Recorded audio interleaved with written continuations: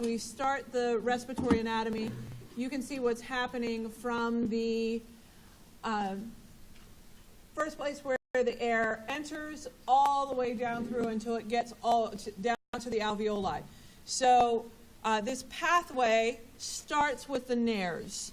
So when you take a look at your sheet, your respiratory anatomy sheet, the nares is the opening. And this is what allows air into the nasal cavity. So from the nares, we go down into the nasal cavity. The nasal cavity is a space, it's actually more in your skull than it is out in your nose. Your nose is just kind of a chamber that allows it to first start entering. But when we look at this nasal cavity, we want to think about its purpose. It has a threefold purpose. It is there to help warm, humidify. You can't see it? Let's try this. Is it there now? Oh, it's just yours? Oh, your TV is off. Slide yourselves down to the other table. I'm not sure what's going on with that one. I'll have to fix it, but it means crawling under the table, and I'm not going to do that right at this moment. So slide yourself down one. So warm, humidify, and filter. Okay. How it does that is sort of the structures that you're going to see in this nasal cavity. There are two structures that we want to make sure we include. There is a nasal septum, and there are nasal concha. And if we take a look at the illustration in your text, I'm going to actually go one more picture here. This is one of my favorite pictures that you have in your whole textbook, because isn't this crazy? Oh, so this is taking a frontal section. So they basically sliced off this guy's face and flipped it forward, and you're seeing the back side of his face. When you take a look at this one, you will see, often when we think of a cavity, we think of it being a big open space. The nasal cavity actually is pretty full. The nasal septum is running right up through there. It's what divides it into a right and left half. Okay? And so somebody who has a deviated septum, that means something's going on and it's pushed one way or the other. It doesn't quite go straight between the two, the right and the left. The little curly Q bones that you see inside there, those are the concha. You learned about those when you did the skeletal system back in September, October. When you saw inside, you saw the inferior and the middle concha. They were the little curly cues of bone. Think about these concha as being like jetties in an ocean. So when the air moves in, it hits them and it swirls. Okay? And by swirling, it allows it to do the job that we just talked about. Swirling is going to help to warm it up because there's lots of capillary beds there. It's going to moisten it because you've got a mucous membrane there with lots of goo that will help moisten that.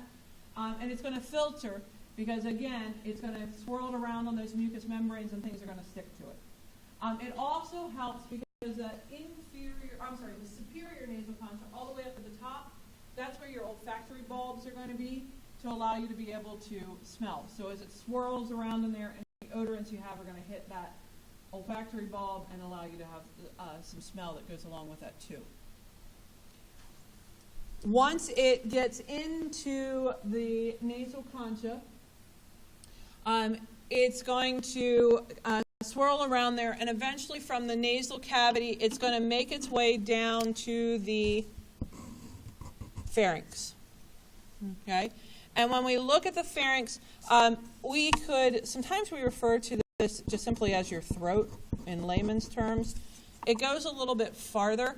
It goes from the back of the nasal cavity all the way down to where your larynx or your voice box starts. There are three specific pieces to the pharynx. The first is the nasopharynx. And that goes from the back of the nasal cavity to basically the uvula, your little thing that hangs down the back of your throat. That's about where the pharynx goes. And then you have the oropharynx. This is the back of your mouth. So if you look into your mouth and behind it you see that open space, that's the oropharynx. This is the one that shares, this part of the pharynx is shared with the digestive system.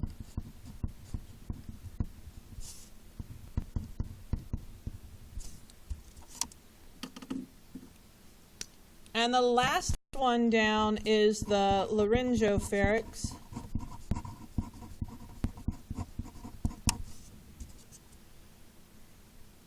And this is the space that goes from basically the bottom of your mouth to the top of your larynx, your voice box. The whole purpose of this pharynx is simply as a conduit. It's a transportation for air and food, at least for part of it. All right. From the pharynx, we run into the larynx. And when we look at the larynx is basically, again, we're kind of looking at things in threes. The larynx has a glottis. It has cartilage.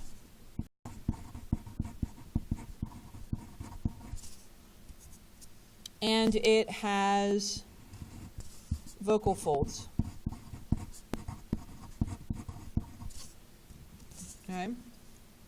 The glottis, if we look at the next picture that I have here, so this is taking a look at the larynx top down. So this would be as if you were standing in the laryngopharynx and looking down onto the larynx. In the center of the larynx, you'll notice there's a slit. On the right-hand picture, you can see there's actually an opening in it. That's the glottis. Okay, so the opening in the larynx that's slit is the glottis. The glottis is the opening. All right, so in this picture, the one on the right is open, the one on the left is closed.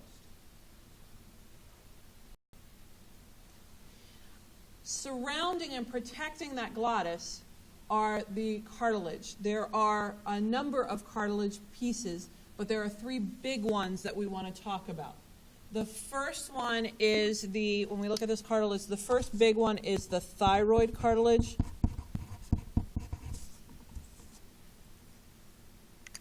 The thyroid cartilage is the big shield-shaped piece of cartilage that you see on the anterior surface of the larynx.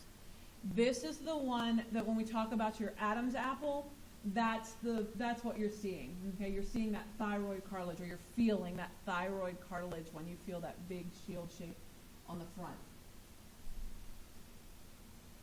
Now, the interesting thing about the larynx is if you look, you'll see that the ligament for the larynx attaches the superior portion of that attaches to the bottom of the hyoid bone.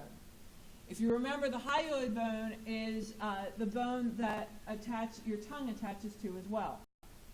So when you go to swallow, you contract your tongue, which pulls up on the hyoid bone, which pulls the larynx up as well, and that causes the second piece of cartilage we want to talk about, the epiglottis.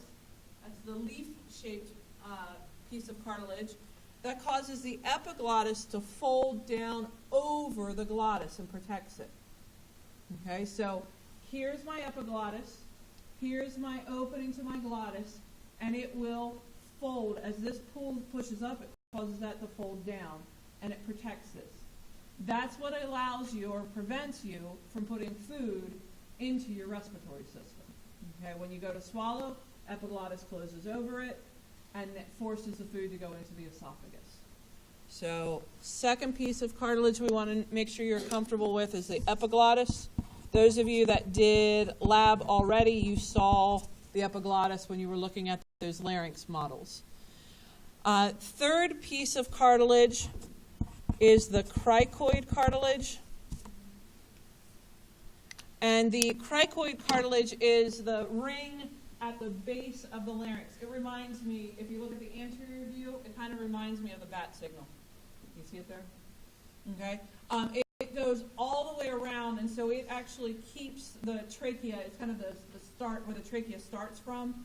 And this is the one, if you're trying to intubate somebody and it's hard to see the opening in the glottis, they'll tell you to put some big cricoid pressure. So you actually press on that piece of cartilage, which helps open up the glottis to be able to get the tube down in. Along with that, so air is moving through there, it's being protected. It's also where we get our sound from. On either side of the glottis, we have folds of tissue called vocal folds. Sometimes they're called vocal cords. This is elastic tissue that vibrates. And we can change the tension on those, on that tissue to change the sound. Okay, so just like on a guitar or on a piano, the shorter the strings, the higher the pitch, the longer the strings, the lower the pitch. Same thing with thickness. If you have a thinner string, it has a higher pitch. If you have a thicker string, it has a lower pitch. That's why if you listen to 2-year-olds, they all sound about the same. They have that little high-pitched, squeaky little voice, right? And as they get older, and as we start to mature and grow, our larynx grows.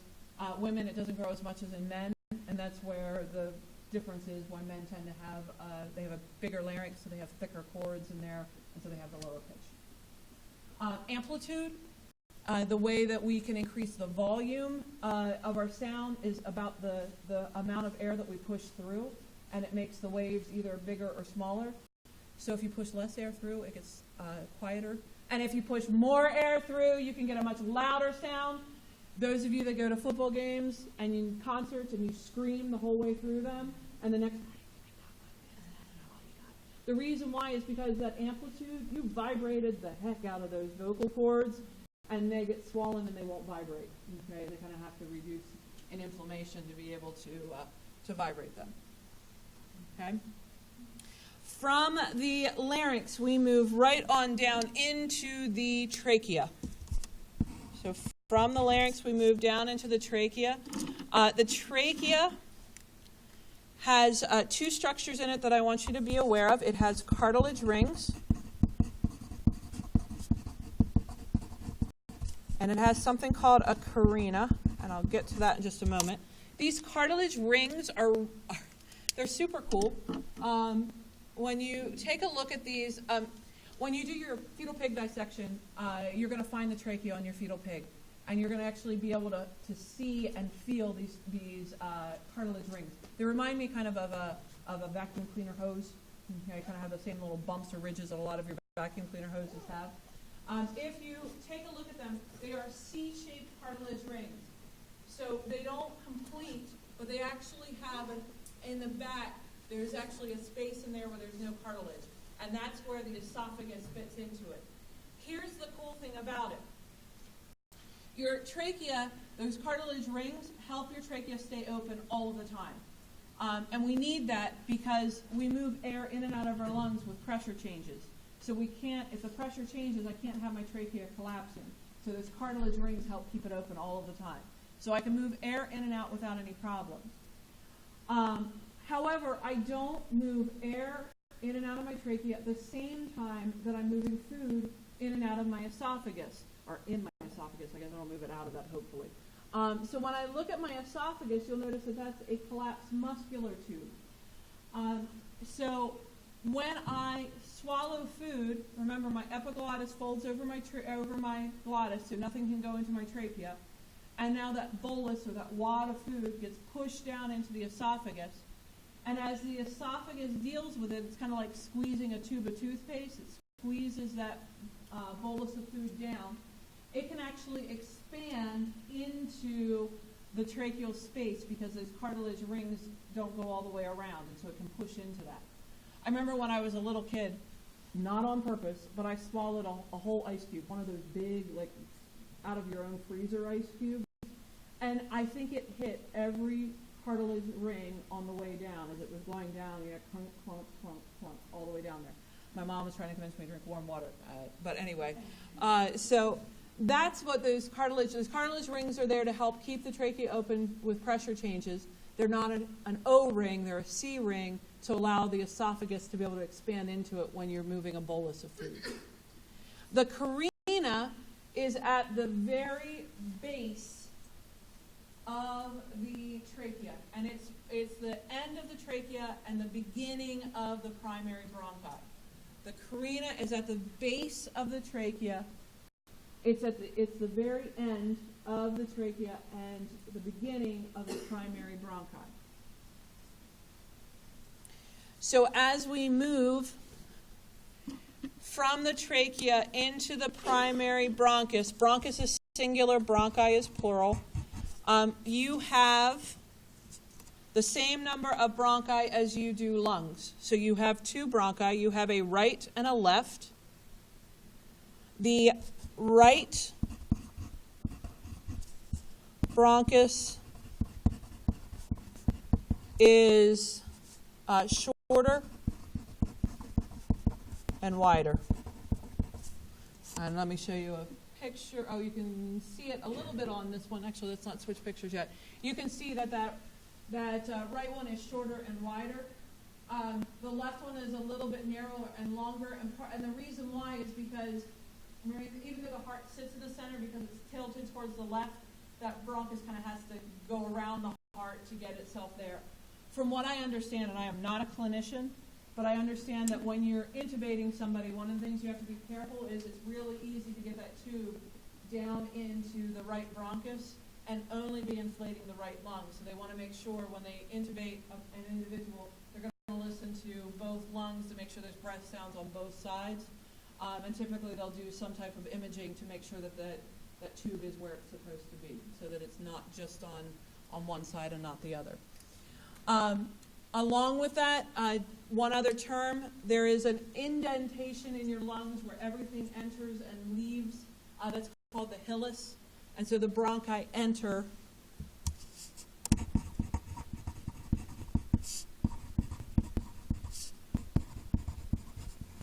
at the hilus. Bronchi enter the lungs at the hilus. As we keep moving down, as soon as the bronchi enter the lungs, they divide again, and they become secondary bronchi. When we look at the secondary bronchi, there are the same number of secondary bronchi as there are lobes. Okay, so one secondary bronchi to each lobe. That means on the left, I have how many secondary bronchi? 2, because I have 2 lobes there. So I have 2 on the left. And how many on the right? 3 on the right. Okay. Secondary bronchi branch into tertiary bronchi, and these go into, each tertiary bronchi goes into a lung segment. Okay.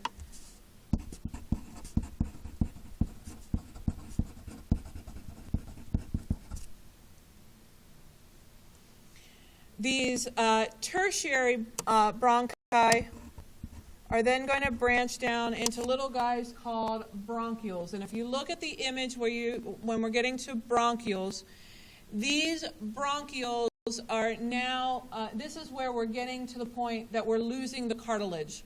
Up until this point, we've had cartilage to help keep the diameter of the path at a certain width. But as we start getting into the bronchioles, there's limited cartilage, and now it's smooth muscle that's going to control the diameter. So if we were, let's draw an arrow here and say, as we move from the primary bronchus, nope, I'm not going to use that pen. As we move from the primary bronchus down, we are going to have decreasing amounts of cartilage.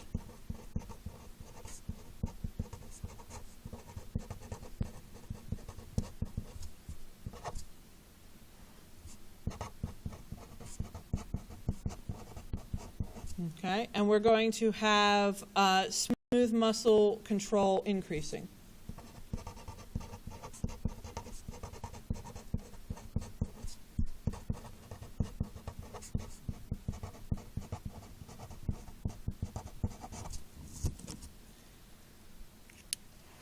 Okay, if you think about this,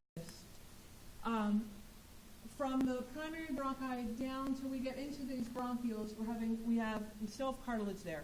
So the diameter really isn't going to change much. When we get down to the bronchioles, there's almost no cartilage, it's all smooth muscle. This is where we can control vasoconstriction and vasodilation. So if you have asthma and you use an inhaler, typically what that inhaler is doing is it's trying to cause the smooth muscle in your bronchioles to relax, so you have vasodilation, so that you can move more air in and out of your lungs. Okay? It's not affecting the bronchi at all, because the cartilage is going to keep them at a certain point. It's really affecting those bronchioles. Okay?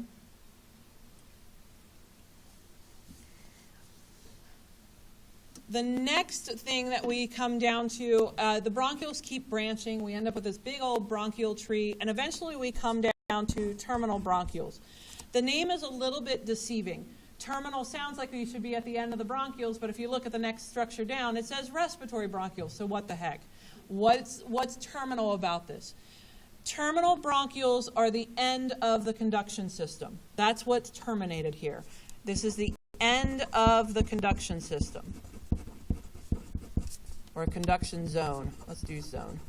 Okay? So if I was going to draw a dividing line, I could draw a dividing line here. Okay? From my terminal bronchioles. Anything that is at my terminal bronchioles and up is part of the conducting zone. And that means, what the conducting zone means is that it's moving air. Okay, that's all it's doing is moving air. Underneath the terminal bronchioles, so the respiratory bronchioles down to the alveoli, these guys are all a part of the respiratory zone. And in the respiratory zone, this is where I have gas exchange occurring. So this is where I can actually start moving those respiratory gases between the capillaries, between the blood and the respiratory system. Okay, so that's why it's called terminal. It's not the end of the bronchioles, it's the end of the conduction zone.